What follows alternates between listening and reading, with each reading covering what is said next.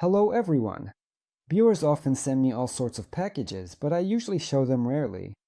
Even though there are packages that make your mouth water absolutely every time you see them, the package that reached me right on the very last day of this past year became a fantastic and truly memorable New Year's gift, and I simply must show it to you because it's something incredibly special. If you're interested in similar videos, I'll leave a couple of links to past videos with packages from viewers in the description. So here is that very package, a box weighing 15 kilograms, and it's from Alexander, who has his own YouTube channel. Alexander is involved in, among other things, electrical work and repairing welding inverters. And on his operating table, he sometimes gets quite rare devices, such as the Electron 125. This is a unique thyristor welding inverter that was produced back in the USSR. I hope to soon release a video with the construction of a homemade inverter like this one. I started these kinds of experiments quite a while ago. You can find the link to Alexander's channel in the description. I recommend it if you, like me, are interested in power electronics. So, a whole 15 kilos of goodies. To give you an idea of the scale, I laid everything out on the floor. Admired it? Now let's go into detail. I'll start perhaps with the largest parts of this package. A ready-made board for the contact welding inverter. As far as I understand, they were assembled in Russia, and in fact it is a copy of the Resanta, except that the contact's auxiliary power supply is built on TOP switch chips, specifically the top 224. According to my information, the original Resantas are assembled in China, and the contact is a direct copy of it, but that's just by the way. Alexander placed one completed board and a couple of empty motherboards. Also control boards, both completed and empty ones. So, in fact, I have not one, but a total of 3 inverters. The inverter follows the Kasui topology, meaning it's a single-ended. The assembled version is quite old, while the bare boards are relatively new. And if you study everything carefully, you can see a not-so-obvious but still present cost-cutting at the expense of quality in the new boards. The circuit is simple without any microcontrollers, just PWM and an operational amplifier. Control of the power switches is through optodrivers. I can't say anything bad about the circuit, but I've always preferred a full bridge. I will assemble one of these boards soon, and we'll see what this welding is capable of. Next, there are 5 purple cores E-shaped. Apparently, this is a 70th core for the same inverter. I was worried whether they would arrive intact, but there were no incidents. There are also plastic frames for them. Right now, they are quite handy for me, and definitely one or a couple will go into my new project of a powerful induction melting furnace. The rest will probably be used in welding. As you understood, most of the components in this package are related to the previously mentioned contact inverter. These, for example, are power switches rated at 16 amps. They are, in principle, universal and are used in many places, more often in welding inverters, and various electric stoves. Want me to show you something?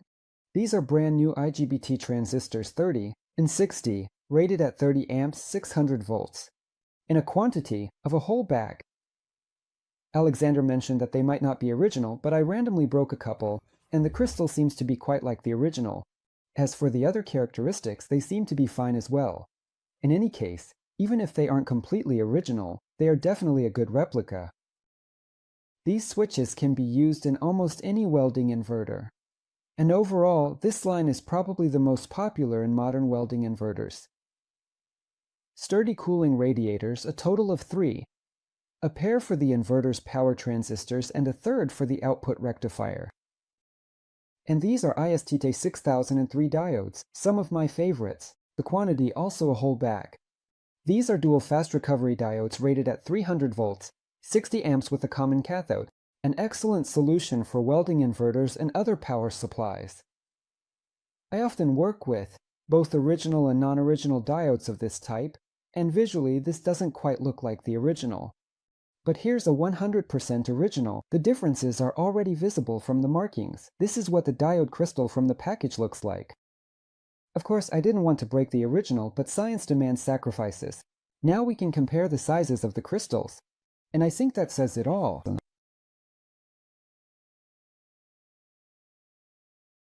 But the diodes from the package are also not bad. They just won't work for long at the maximum stated current.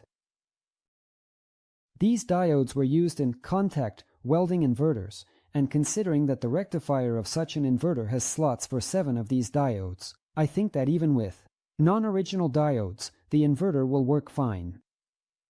These are not a lousy counterfeit, but rather quite decent diodes with a good crystal.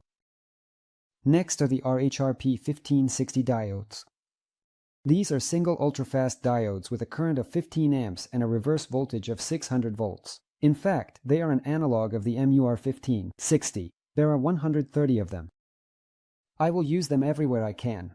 The diodes are excellent. I've worked with them many times. The high reverse voltage and small 220 package make them very versatile. I have original MUR 1560 diodes. Well, at least they match their specifications. I decided to break one and compare it with those that came in the package. The crystal size is almost the same, only the original crystal is additionally coated with some kind of silicone. There are also a bunch of these ultrafast MUR 860. These are 8 amp single diodes with a reverse voltage of 600 volts. That's not all about the diodes. How about this pile of ultrafast diodes, excuse the non-broadcast word, her 307, again in large quantities. Also, ultrafast diodes at 800 volts 3 amperes, and more ultrafast 600 volt 1 ampere diodes BUF26C. They are kilovolt rated for a current of 1 ampere. And this roll with a huge number of SMD diodes is still a mystery to me. Judging by the marking, there should be ES2K diodes from Vishay. These are very decent ultrafast little ones with a current of up to 2 amperes, and a reverse voltage of 800 volts. The diodes themselves are marked with EK220. Most likely, this is some kind of internal marking, as I couldn't find information on such diodes online. But Vishay often uses different markings for the same components. In any case, if you have information about these diodes, please leave feedback in the comments. An 18-volt 1-watt Zener diode 1N4746 in SMD version, a whole, real. The lineup of diodes is completed by unidirectional protective diodes 1.5 KE200A at 200 volts, 5 and 5 amps, commonly known as suppressors or TVS diodes. They are designed to protect individual components or parts of a circuit from overvoltage. The KSD9700 is a 5 amp thermal sensor, thermal relay, thermostat, call it what you will, rated at 85 degrees. They come with normally closed and normally open contacts for different temperatures. These kinds of things are particularly in demand for me right now. They are used for temperature control in the power sections of inverters, particularly the output rectifier. There are also a whole bunch of them in the package. As I already mentioned, we're done with the diodes. Well, not quite. Only the KBPC 5010 bridges are left. I think they need no introduction. Excellent diode bridges with a reverse voltage of 1 kilovolt and a current of 50 amperes. Cheap, versatile, and easy to mount. In general, when it comes to a general-purpose power rectifier, the first thing that comes to mind is the 5010. In welding inverters, the 5010 diode bridges and its younger brother, the 3510, are often used. This is a ready-made full-fledged bridge rectifier that every electronics enthusiast should always have. These bridges have somewhat non-standard leads and are designed for soldering directly onto the inverter board. There are also smaller bridges like the BR810, also rated for 1 kilovolt, but with a lower current of 8 amperes. These can be used in fairly powerful switching power supplies as an input mains rectifier, as well as in various charging devices like car battery chargers. And these tiny ones round out the line of bridges. I often use bridges in a similar form factor in low-power switching power supplies, chargers for power tools, and so on. HCPL 3120 optodrivers for surface mounting. These are specialized 2.5 amp gate drivers, designed for controlling power switches. I once experimented a little with optodrivers, but for some reason, in my subsequent SMPS designs, I always used TGR if there was a need to use galvanic isolation of the control system from the hot input. Although I fully understand that with optodrivers there's much less hassle, they require less effort, provide a sufficiently large control current, nice pulses, and other benefits. Popular PC817 optocouplers for surface mounting are also available in large quantities. The top 224 chips are precisely the previously mentioned top switch. These chips are designed for building single-ended flyback switching power supplies. Having some experience working with chips from this family, I can say the following. Even the older tops, like the 224th, are quite good. The modern ones are absolutely fantastic. Their main feature is the almost complete absence of external components. The chip in a 220 package has only 3 pins. You assemble the circuit of the power supply with a transformer, feedback system, input section. You pop in this chip, and voila, you have a switching power supply with all protections and voltage stabilization.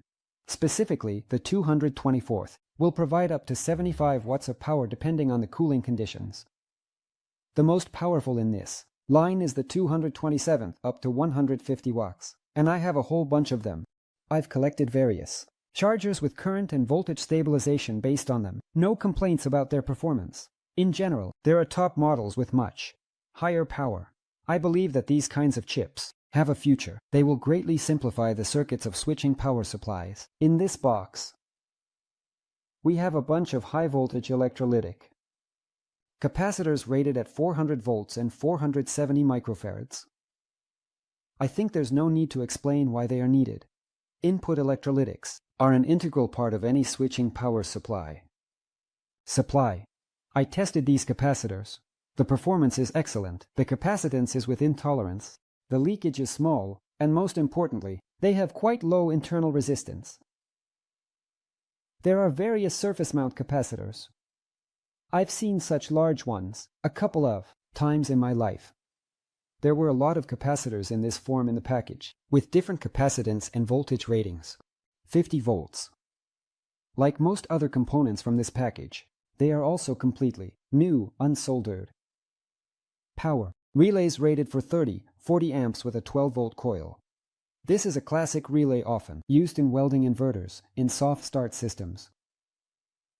Next is a whole box of 12-watt resistors at 22 ohms.